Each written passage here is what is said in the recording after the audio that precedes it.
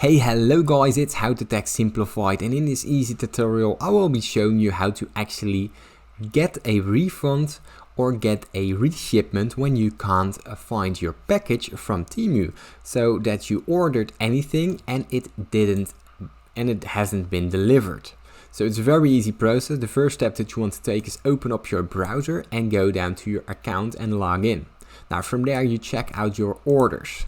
Now once you're inside your orders, you simply select the item that hasn't been shipped to you or hasn't been delivered, so that you got a delivery acceptance, so that the delivery states that you got it, but you actually didn't get it. So what you need to do is go to return or refund right here, select the have you received your package? No. And as you can see, it has been delivered, but what you can do is you can select it that it has been missed, so that you didn't find it or that you didn't get it.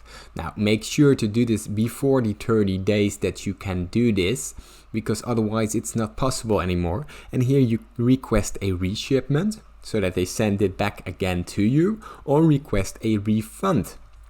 Now this will take you to the messages of TEMU, and they will try to help you out, and they will actually fix your problem, because I have done this once myself. They are very kind and they will make sure that it has been fixed.